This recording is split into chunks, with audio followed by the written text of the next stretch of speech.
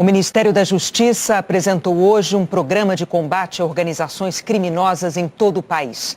Entre as ações, há a previsão de recursos extras para a Bahia e o envio de agentes da Força Nacional de Segurança e da Polícia Rodoviária Federal para o Rio de Janeiro. Desenhado ao longo de 3 meses, o plano tem como principal meta promover a integração do trabalho das polícias de todo o país para combater melhor as organizações criminosas que não respeitam fronteiras. A ideia é criar redes de comunicação para que órgãos de investigação, como a Polícia Federal e as polícias civis, possam trocar informações de inteligência sobre a atuação dessas organizações e planejar operações integradas. O vice-presidente do Conselho Nacional de Secretários Estaduais de Segurança Pública, Francisco Canindé, secretário de Segurança do Rio Grande do Norte, afirma que a integração é fundamental para o sucesso no combate ao crime. Porque não adianta um município ter uma câmera da Prefeitura Municipal, a União ter uma câmera na BR, ou o Estado ter uma câmera numa rodovia, e elas não se comunicarem, não se ligarem. Então, essa parte informacional, ela é uma parte muito importante na integração. Dentro do plano, o governo anunciou medidas específicas para o Rio de Janeiro e a Bahia, que nas últimas semanas têm enfrentado ações violentas do crime organizado. No Rio, o fim de semana foi marcado pelo confronto entre facções rivais na favela As de Ouro, no bairro Anchieta, na Zona Norte. Os bandidos circulavam armados em plena luz do dia. Na semana passada, na Avenida Brasil, uma das principais vias expressas da cidade, assaltantes jogaram uma bomba para dentro de um ônibus. Em outra região, no Complexo da Maré, a polícia descobriu uma espécie de escola preparatória para criminosos com táticas de guerrilha, caso revelado pelo Fantástico. O governo federal vai enviar para o estado do Rio 22 veículos blindados, um helicóptero, 300 soldados da Força Nacional e mais 270 policiais rodoviários federais. Eles devem chegar na semana que vem e vão atuar em conjunto com as forças de segurança do estado. Na Bahia, uma onda de violência deixou 62 mortos em operações policiais só no mês de setembro, segundo o levantamento do G1. Para lá, o governo anunciou mais 20 milhões de reais do Fundo Nacional de Segurança Pública para a compra de novas viaturas, equipamentos e armas não letais. Ao todo, o Programa Nacional de Enfrentamento a Organizações Criminosas terá 900 milhões de reais para investimentos em segurança pública. O governo estabeleceu metas que terão de ser alcançadas ano a ano até 2026, como redução no número de mortes violentas e aumento na apreensão de armas e drogas. Os recursos do programa virão do Fundo Nacional de Segurança Pública e de outros fundos, como o Fundo Nacional Antidrogas. O ministro da Justiça, Flávio Dino, disse que o governo quer fortalecer a investigação criminal e as atividades de inteligência nos estados, para, por exemplo, aumentar as apreensões e o bloqueio de bens com o objetivo de desarticular as organizações criminosas. Em outra frente, vai aumentar a segurança em portos, aeroportos e nas fronteiras, reforçando a fiscalização de cargas e bagagens. O governo federal não pode fazer segurança pública sozinho, porque a Constituição impede. E por isso nós precisamos trabalhar com os estados e com os municípios. Inclusive para que vocês nos ensinem. Qual a autoridade que eu tenho de chegar lá na Bahia e dizer o que é o certo? Eu tenho que conversar com a equipe que está lá na Bahia. O nome diz enfoque, ênfase, contra as organizações criminosas, a partir de um duplo pilar, inteligência e investigação. Esse programa não exclui ninguém, mas é um programa em que a nossa equipe vai trabalhar muito fortemente com as polícias judiciárias, as federais, a federal e as estaduais, para fortalecer esse trabalho. A pedido do ministro André Mendonça, o Supremo Tribunal Federal vai levar para o plenário presencial o julgamento de 2 dos 5 réus dos atos golpistas que estavam sendo julgados no plenário virtual. Ontem já havia maioria para a condenação de todos. Agora, com esse pedido de destaque, os ministros vão ter que reapresentar presencialmente os votos nos 2 casos. O julgamento dos outros 3 réus segue no sistema virtual até às 11h59 de hoje. Até agora são 7 votos pela condenação. Os ministros Cristiano Zanin e André Mendonça votaram por menos tempo de prisão, mas o tamanho da pena só é estabelecido no fim do julgamento. O ex-presidente americano Donald Trump se apresentou ao tribunal onde é julgado por inflar o valor de imóveis para conseguir empréstimos e seguros a custos mais baixos. Donald Trump chegou acompanhado de advogados e assessores. Aos jornalistas, Trump disse que era ele a vítima de um crime. A procuradora-geral, Letitia James, afirmou que a mensagem dela é simples. Não importa o quão poderoso ou quão rico você seja, ninguém está acima da lei. O juiz do caso, Arthur Engoron, já afirmou na semana passada que Donald Trump cometeu fraude. Por isso, agora, o julgamento, que pode durar 3 meses, vai detalhar o tamanho do esquema fraudulento e determinar a pena. A Procuradoria de Nova York acusa o ex-presidente, os filhos, Eric e Donald Trump Jr., e a empresa da família de inflar o valor de imóveis em 2 bilhões de dólares para conseguir empréstimos a juros mais baixos e seguros mais baratos. Segundo a Procuradoria, Trump teria ganhado 100 milhões de dólares com a trapaça, o equivalente a cerca de 500 milhões de reais. Donald Trump aparece como favorito do Partido Republicano para disputar a presidência no ano que vem.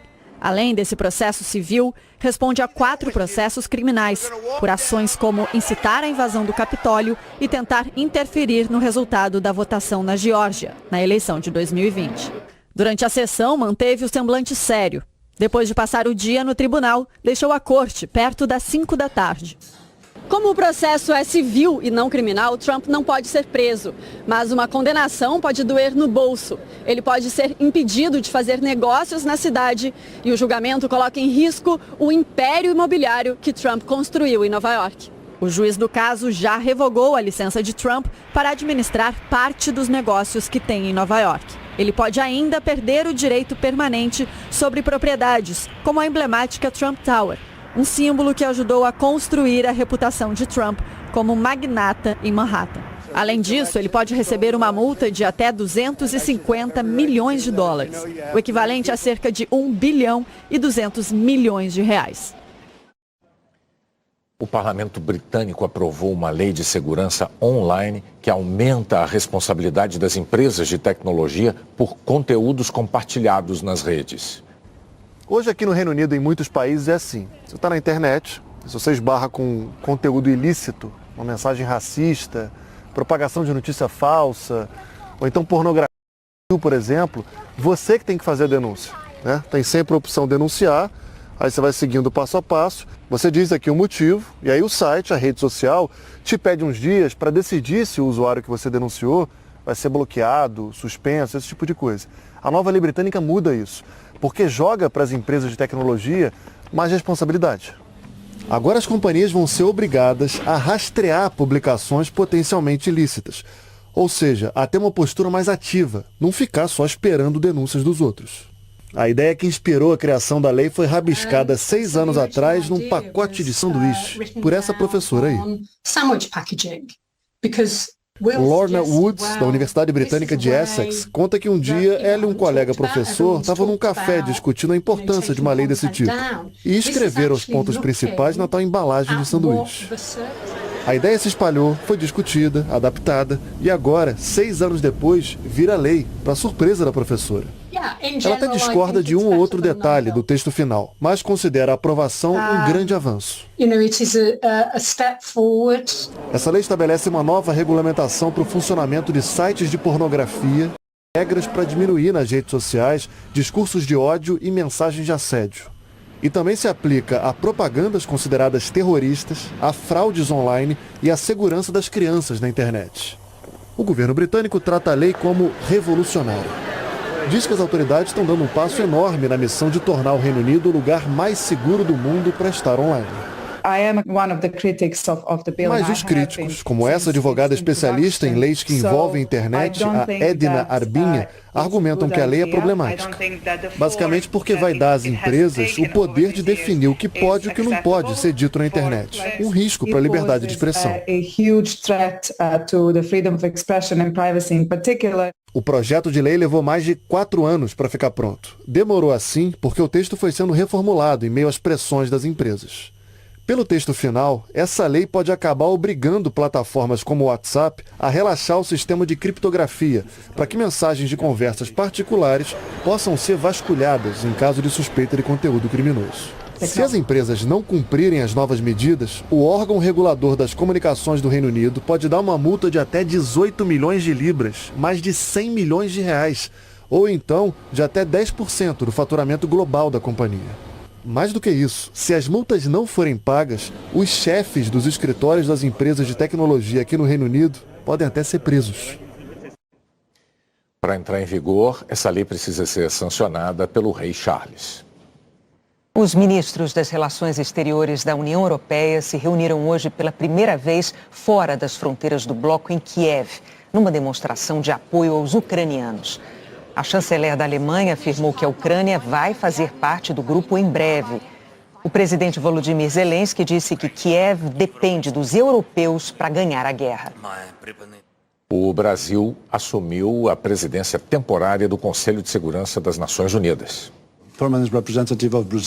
Logo no início do discurso aos jornalistas do mundo inteiro, o embaixador brasileiro Sérgio Danesi afirmou em inglês que os próximos dias vão ser de muito trabalho. Outubro é um dos meses mais intensos. A presidência no Conselho de Segurança dura um mês. Em outubro, é o Brasil que vai ficar responsável por definir quais assuntos serão tratados dentro daquela sala. O cronograma divulgado hoje prevê mais de 30 eventos, mas nenhum relacionado à Ucrânia. Jornalistas perguntaram sobre a ausência da invasão russa na lista de assuntos. A Ucrânia tem sido tratada desde o início, logo depois do início, né? Ela tem sido tratada dessa forma. Os países pedem que sejam realizadas sessões sobre diferentes temas relacionados com o conflito. Nós achamos que esse era o melhor caminho. Nós preferimos que os países que tenham interesse em chamar sessões sobre determinados temas específicos ou sobre a questão em geral, o façam e nós, evidentemente, acomodaremos essas sessões. Hoje, o Brasil comandou a reunião que aprovou o envio de militares estrangeiros para combater gangues que dominam parte do Haiti. A intervenção, um pedido do governo haitiano, será coordenada pelo Quênia. A principal responsabilidade do Conselho de Segurança da ONU é monitorar a segurança internacional. 15 países formam um grupo e todos têm direito a voto. 5 são integrantes permanentes: Estados Unidos, Rússia, França, Reino Unido e China. Eles têm direito ao veto. Basta um dos 5 se posicionar contra uma resolução que ela não vai mais para frente. Outros 10 são integrantes rotativos. São eleitos e participam por 2 anos. É uma dessas vagas que o Brasil ocupa até o fim do ano. A Organização Mundial da Saúde aprovou uma segunda vacina contra a malária, desenvolvida na Universidade de Oxford, que pode ser produzida em grande escala e a um custo baixo. Segundo o diretor-geral da OMS, Tedros Adhanom, com a aplicação desta e da anterior, aprovada em 2021, vai ser possível proteger todas as crianças que vivem em regiões onde a malária representa um risco à saúde pública. Uma húngara e um americano ganharam o Nobel de Medicina deste ano. As descobertas dessa dupla de cientistas ajudaram a desenvolver vacinas contra a Covid. A filha de um açougueiro decidiu sair da Hungria porque tinha uma ideia inovadora que ninguém queria financiar.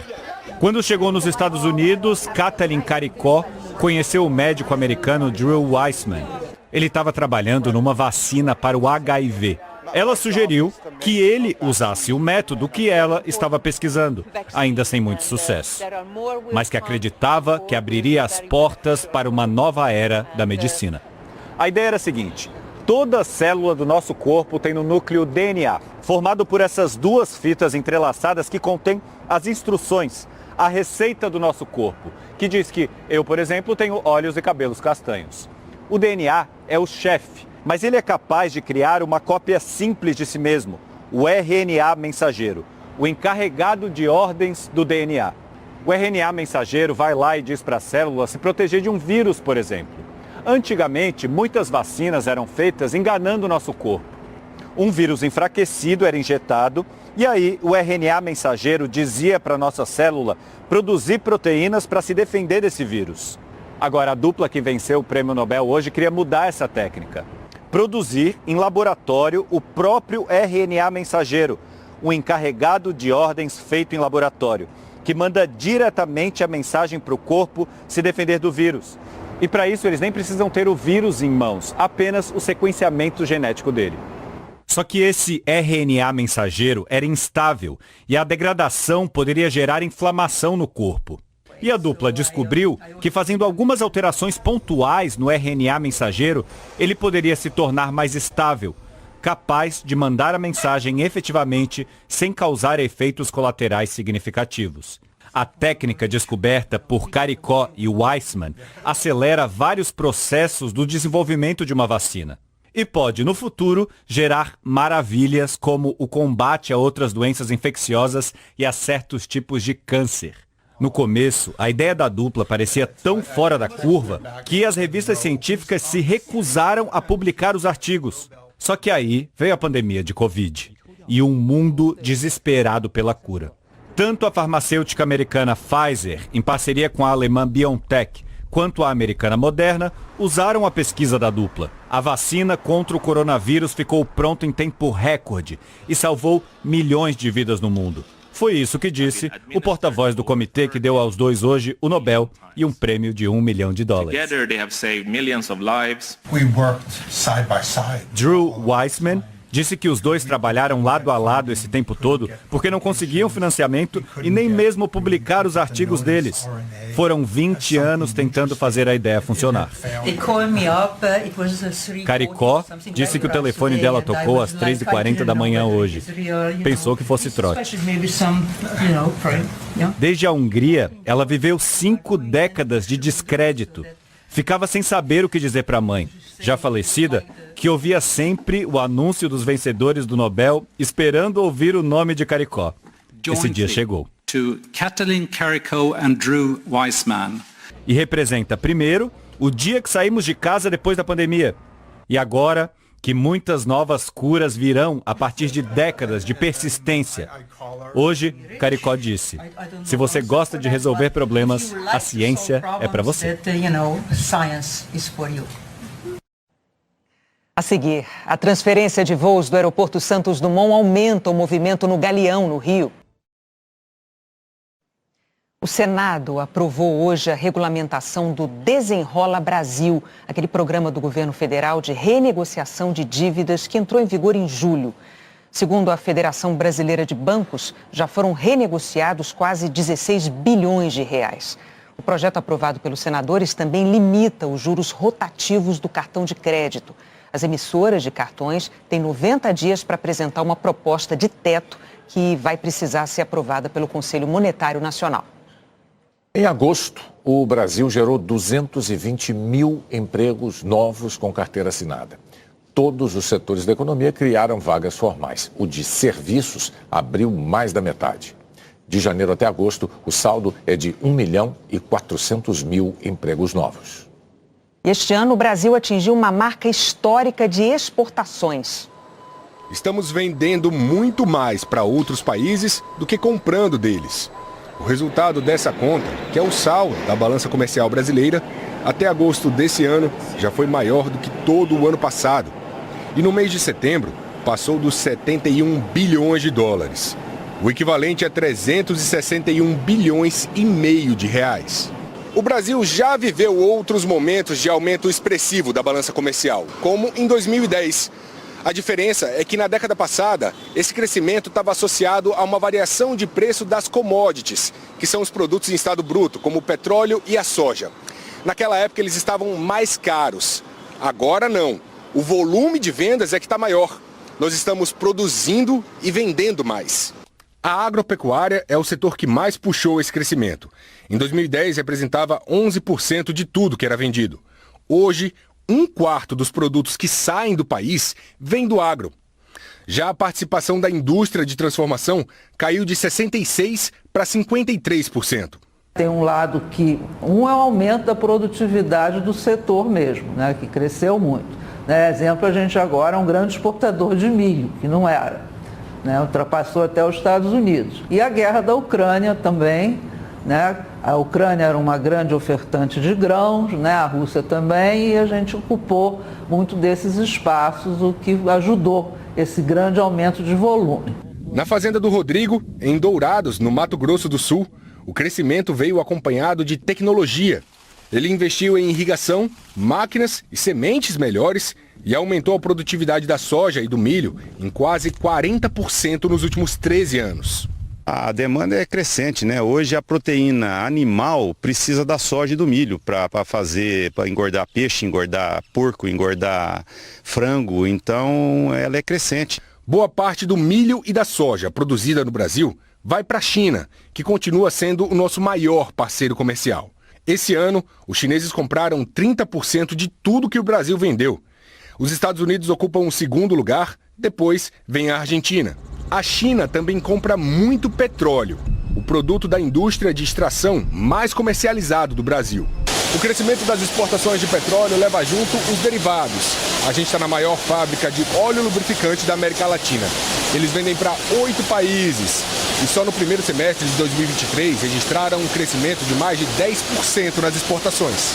A gente vem crescendo 17% ao ano nos últimos 5 anos. E o que a gente vê nesse pós-pandemia é uma aceleração muito grande nos mercados que a gente já opera. Estamos investindo mais de 100 milhões na fábrica para poder ampliar a capacidade. Então é muito espaço de crescimento ainda inexplorado. Então a gente está investindo bastante para poder buscar esse mercado. Mas os economistas alertam. É preciso fortalecer a indústria para diversificar os produtos de exportação. Hoje, quase metade do que vendemos para fora do país é de produtos primários, em estado bruto. Esse é o grande desafio do Brasil. A gente não vai conseguir aumentar salários e gerar volume de emprego de qualidade sem conquistar espaço nesses mercados de indústrias de média e alta tecnologia. A gente tem algumas exceções, né, gloriosas exceções, mas precisamos de um volume muito maior de empresas que consigam exportar, conquistar o mercado mundial e ampliar a produção de produtos industriais de alto conteúdo tecnológico. O principal índice da Bolsa de Valores brasileira começou a semana com queda de 1,29%. A cotação do dólar comercial subiu para R$ 5,06. Entrou em vigor o plano de redução de voos no aeroporto Santos Dumont, no Rio. No Galeão, que estava subutilizado, o movimento já aumentou. O vai e vem de malas e passageiros já ficou maior. Logo no primeiro dia útil, o Aeroporto Internacional Tom Jobim teve 32 pousos e decolagens a mais do que na segunda-feira passada. Reflexo da transferência de voos do Aeroporto Santos Dumont. O objetivo da mudança é resgatar a importância aqui do Galeão, que desde antes da pandemia registra redução do número de voos e de passageiros. No ano passado foram menos de 6 milhões, pouco mais de 20% da capacidade do aeroporto. Por determinação da ANAC, a Agência Nacional de Aviação Civil, a quantidade de voos no Santos Dumont está sendo aos poucos reduzida, num processo gradual. O número de decolagens vai diminuir 22% já agora em outubro e ainda mais até o fim do ano. No Galeão, o movimento é o inverso. Mês a mês, as decolagens vão aumentar. Neste primeiro momento, até o fim do ano, a oferta de voos no Rio fica reduzida em quase 5%, somando a operação dos 2 aeroportos. O governo federal explica que é um ano de transição em que as empresas aéreas precisam se ajustar. E o Galeão tem um plano de expansão para captar novos voos. Nós estamos passando por um processo de adaptação. O importante é que a gente possa fazer valer com que o aeroporto de Santos Dumont e o aeroporto do Galeão possam estar fortalecidos. Isso tem que ser um jogo de ganha-ganha, não pode ser um jogo de perde-perde.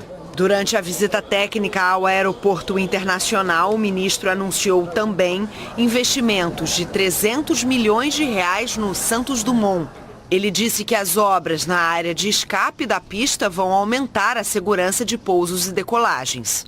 A partir do ano que vem, toda a operação de partidas e chegadas no Santos Dumont ficará restrita a um raio de 400 quilômetros. Na prática, só haverá voos para os aeroportos de Congonhas, em São Paulo, Pampulha, em Belo Horizonte e Vitória. Durante uma reunião com o ministro, o prefeito Eduardo Paes pediu para que os voos para Brasília também sejam mantidos. O Ministério de Portos e Aeroportos vai analisar o pedido. O técnico interino Fernando Diniz convocou David Neres para 2 jogos da seleção masculina de futebol nas eliminatórias da Copa. O atacante do Benfica vai substituir Rafinha, do Barcelona, que está machucado. O Brasil vai enfrentar a Venezuela no próximo dia 12 e o Uruguai no dia 17.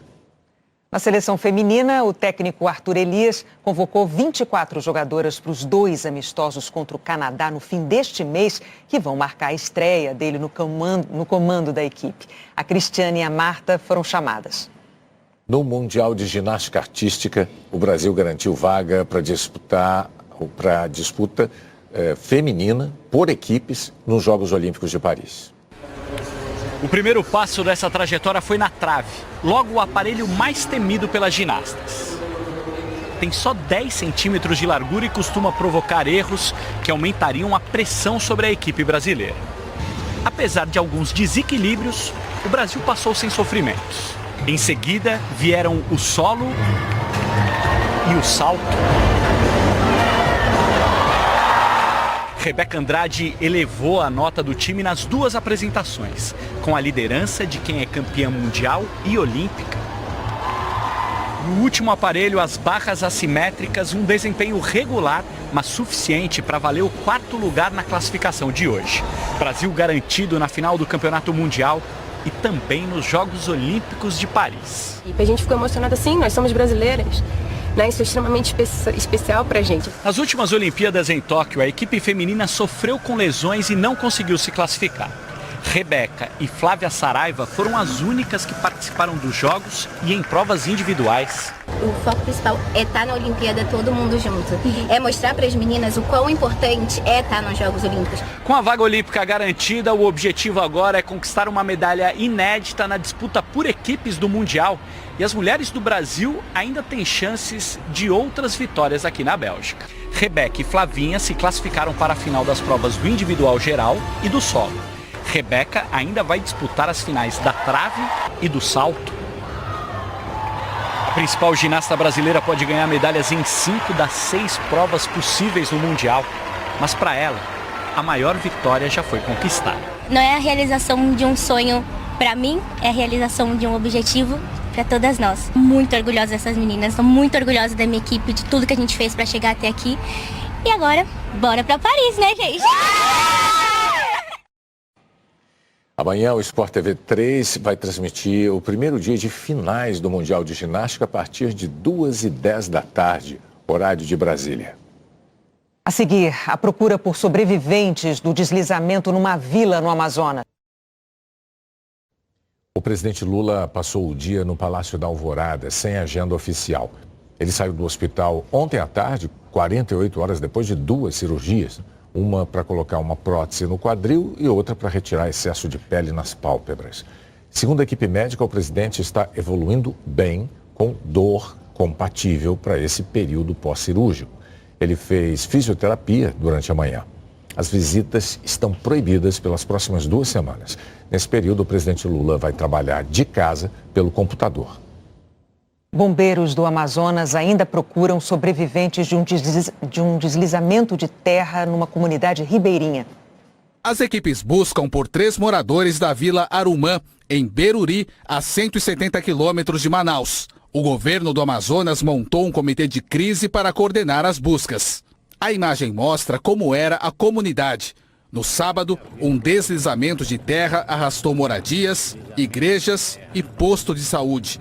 A vila, que fica às margens do rio Purus, praticamente desapareceu, afetando cerca de 300 pessoas. Uma criança de 7 anos e uma de 16 terradas. Deslizamentos desse tipo são provocados pelo fenômeno conhecido como terras caídas. Segundo a Defesa Civil, a água provoca erosão nas margens dos rios e abre enormes cavernas subterrâneas. Na época da cheia, a água ocupa todo o espaço vazio, servindo de sustentação. Mas quando vem a seca, o solo exposto perde a estabilidade e acaba desabando. Perto de Manaus, essas casas da comunidade flutuante encalharam no afluente do Rio Solimões. Água potável só se for da bica, ligada a quilômetros de distância direto no Rio Negro. Mas o Rio Negro também está baixando, cerca de 20 centímetros por dia. Nesse trecho, 2 grandes embarcações encalharam. Seu Evanildo veio de barco a Manaus visitar parentes. Agora não pode mais voltar para casa no município de Barcelos. Eu não vou poder viajar agora, que os barcos vão parar, né? Eu só vou viajar depois que der água e eu posso viajar lá pro meu interior, para lá. Porque eu não vou viajar para essa seca aqui, é perigoso e agora tem muita pedra, né? Pedra por aí, canal. Na época da cheia dos rios, o nível da água costuma subir até a altura daquela viga. Com a estiagem, toda essa área secou e o que sobrou foi o lixo e este córrego que passa pela comunidade. Hoje, a prefeitura interditou por 90 dias a praia da Ponta Negra, um dos principais pontos turísticos de Manaus. Pode prolongar ou pode ser diminuído esse prazo em função da severa estiagem que nós estamos passando. A parte rasa da praia sumiu. Agora, a faixa de areia leva direto para a área mais funda. Um risco para os banhistas. A seca paralisou as atividades da usina Santo Antônio, em Rondônia. A 4ª maior hidrelétrica do Brasil interrompeu a geração de energia por causa da baixa vazão do rio Madeira, que ameaçava a segurança das turbinas. Não há previsão de quando a operação vai ser retomada. O operador nacional do sistema elétrico afirmou que a suspensão temporária não oferece risco para o abastecimento de energia no país. Vamos ver agora como fica o tempo amanhã. Oi, Eliana, boa noite. Boa noite, Renata, Bonner, e boa noite para você. As imagens de satélite são como uma fotografia do que está acontecendo agora. Na maior parte do norte está tudo limpo, significa que não há nuvens carregadas. Elas estão concentradas nas áreas coloridas, principalmente no centro-oeste e sudeste. E tanto uma condição quanto a outra devem persistir nos próximos dias. Ou seja, quando chover nos estados atingidos pela seca, o volume tende a ser insuficiente para molhar as camadas do solo até recompor os rios. Segundo os meteorologistas, a estiagem pode se estender por meses. E o motivo é a combinação entre o Oceano Atlântico quente, no norte do Brasil, e o fenômeno El Niño, situações que reduzem a chuva na Amazônia. Amanhã, as pancadas mais fortes devem ser registradas no oeste da região sul, na maior parte de Minas Gerais e no sul do Espírito Santo, com raios, ventania e alagamentos, especialmente em Vitória e Belo Horizonte. Na capital capixaba, tem risco de amanhecer chovendo. Na Mineira, as instabilidades aumentam à tarde, máximas de 27 e 29 graus. Essas regiões estão sob influência de uma frente fria, enquanto nessa faixa amarela o sol predomina, do recôncavo baiano ao sul do Amazonas, também no Pantanal e do litoral do Paraná ao leste de Santa Catarina. Capitais com previsão de tempo firme: Florianópolis com 24 graus, Salvador com 29, Recife com 30, Aracaju e Maceió com 31, São Luís com 32, Belém e Macapá com 35, Porto Velho com 38 graus, Palmas e Teresina com 39. Em São Paulo e no Rio de Janeiro, o sol aparece mais. E aqui fica mais abafado do que lá, 28 e 26 graus, com apenas 5 milímetros de chuva em cada uma. Pouca coisa. Mas de quarta para quinta-feira, os temporais voltam às duas cidades. E já na quarta de manhã, passam pelo Rio Grande do Sul e Santa Catarina. Com mais intensidade nessas partes em rosa no mapa. É que um novo ciclone extratropical vai surgir, afastado no mar. A frente fria dele é que vai avançar pelo sul e depois pelo sudeste. Porto Alegre e Florianópolis terão um dia muito chuvoso na quarta-feira. E em Floripa, tudo indica que isso também vai acontecer na próxima sexta e no sábado. Até amanhã, Renata e Bonner. Obrigada, até amanhã, Eliana. As temperaturas altas provocaram mudanças na floração de uma árvore muito comum nas cidades brasileiras. É um colorido que toma conta da cidade e do sentimento de quem passa pelas ruas. A gente sente uma alegria, parece que o ambiente está mais ameno. São flores, as flores dizem muito. Flores no alto e sobre as calçadas. É muito lindo. E esse ipê que floresce, ele faz uma cama nos passeios e fica a coisa mais linda. As árvores de ipê, com suas cores exuberantes, são encontradas em todas as regiões do Brasil. São caducifólias. Perdem as folhas para dar lugar aos cachos de flores. Convivem bem com o calor e com o sol forte. Só que as temperaturas cada vez mais altas estão mudando o comportamento dos ipês. Já era para as árvores estarem assim, sem folhas e flores. Mas a temporada rosa persiste porque as flores ficam à espera de um visitante importante para que mais ipês continuem aparecendo. Os insetos polinizadores ficam mais dispersos com esse calorão. Enquanto não aparecem, a árvore mantém as flores o máximo de tempo possível, explica a bióloga Fernanda Rage. As folhas nas árvores também são outro fenômeno das altas temperaturas. Elas só deveriam surgir no verão, já sem nenhuma flor. A gente está aí com temperaturas acima dos 30 graus, ela entende que a gente já está no verão. Ela está antecipando a estação do verão na fisiologia natural dela. A floração dos ipês vai de junho a outubro. Depois do rosa, que costuma florir até o fim de agosto, surgem as flores amarelas. Em Belo Horizonte, são cerca de 29 mil ipês. Mas a mudança do comportamento dessas árvores é um sinal de alerta. Em setembro, na capital mineira, as temperaturas máximas ficam numa média de 28 graus. Nos últimos dias, no mês passado, ficaram acima dos 30 graus, atingindo o recorde histórico de calor. 38,6 graus. A bióloga diz que a tendência é que os novos ipês com as temperaturas elevadas não consigam alcançar a altura normal de 20 a 30 metros.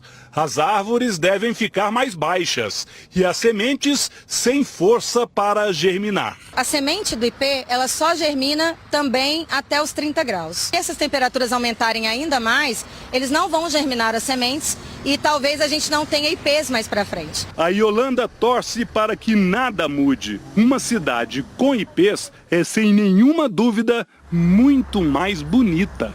É mais poético. A gente trabalha até mais feliz. E antes de encerrar essa edição, um lembrete. Talvez você ainda não saiba, mas a programação da Globo ao vivo está disponível no Globoplay de graça.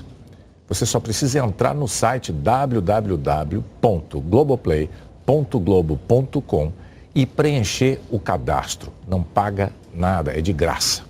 Feito isso, você vai ter a programação ao vivo da Globo pelo Globoplay em qualquer lugar, onde estiver, no celular, no computador, na sua TV, conectada na internet. O Jornal da Globo é depois de Falas da Vida. Boa noite. Uma boa noite, até amanhã. Fala galera, beleza? Aqui quem fala é o Diego, canal Diego Esportes. E tô chegando para te avisar que hoje tem Botafogo e Goiás pela 25ª rodada do Campeonato Brasileiro. E nesse vídeo você vai saber tudo sobre essa partida. As principais e últimas informações da equipe do Botafogo e também as últimas notícias da equipe do Goiás. O Botafogo, que vem de 3 derrotas seguidas e viu a distância na liderança diminuir, joga hoje em casa e vem em busca de 3 pontos para aumentar essa diferença. Já o Goiás, primeiro time dentro da zona de rebaixamento e está 5 jogos sem vencer, precisa hoje de pelo menos um empate para dormir fora do Z4. Então, se você é torcedor do Botafogo ou torcedor do Goiás, já faça o convite, se inscreva agora aqui no nosso canal, já vai deixando o seu like no vídeo para nos ajudar, ativa também o sininho de notificação para você receber nossos próximos vídeos e comente embaixo seu palpite, porque Botafogo e Goiás fecham a 25ª rodada do Brasileirão às 8 horas da noite, no horário de Brasília, desta segunda-feira, no estádio Newton Santos, em jogo de opostos. O alvinegro entra em campo com o objetivo de manter a vantagem na liderança, enquanto o esmeraldino quer se afastar do fantasma do Z4. O Botafogo vive uma sequência negativa, são 3 derrotas seguidas no Brasileirão. A vantagem na liderança caiu para 6 pontos. De qualquer forma, a torcida segue confiando no time. No sábado, os botafoguenses lotaram um dos setores do Newton Santos em um treino aberto. Os ingressos para os jogos desta segunda-feira estão esgotados. Sem vencer as 5 rodadas e vivendo jejum de gols, que já dura mais de um mês, o Goiás se vê novamente ameaçado pela zona de rebaixamento. O time esmeraldino vem de empate com o Flamengo e espera aproveitar o momento de oscilação do Botafogo para tentar reagir. No primeiro turno, o Verdão levou a melhor e quebrou a invencibilidade do clube carioca ao vencer por 2-1. Pelo lado do Botafogo, Marçal, expulso contra o Corinthians na rodada passada, está indisponível. Hugo, substituto natural da posição, ganhará uma chance como titular. Bruno Lage testou diferentes alternativas para o time titular e, como de praxe, só vai definir a equipe que começará o duelo nesta segunda-feira na pré-eleição. Então, provável escalação do Botafogo deve ter Lucas Perry, Vitor Cuesta, Adrielson, Hugo e Di Plácido, Marlon Freitas, Gabriel Pires, Eduardo, Vitor Sá, Segovinha e Tiquinho Soares.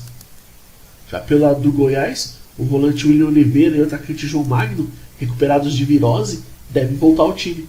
Os desfalques da vez são os meio-campistas reservas Luiz Oyama, que pertence ao Botafogo, e Palácio, suspenso. O volante Rafael Guzzo fica à disposição após ter cumprido suspensão. E o lateral esquerdo Sander está recuperado de uma lesão muscular. Então, provável escalação do Goiás deve ter o Tadeu, Bruno Melo, Lucas Halter, Hugo e Maguinho, William Oliveira, Morelli e Guilherme Marques, Anderson Oliveira, Alano e João Magno. O jogo hoje vai ser apitado pelo Braulio da Silva Machado, com o assistente número 1 Guilherme Dias Camilo, o assistente número 2 Thiago Americano Labes, o quarto árbitro vai ser Graziane Maciel Rocha, no VAR Rafael Trace e o assistente de VAR Marcos Vinícius Gomes. Hoje o Botafogo continua líder isolado, 24 jogos, 51 pontos, são 16 vitórias, 3 empates e 5 derrotas, 39 gols marcados, 15 sofridos e um saldo de 24. Já a equipe do Goiás é 17º colocado, 24 jogos, 26 pontos, são 6 vitórias, 8 empates e 10 derrotas. A equipe marcou 20 gols, sofreu 30 e tem um saldo de -10. Então é isso, rapaziada. Desejamos a todos aí um ótimo jogo, que vença o melhor. Fiquem todos com Deus e até a próxima.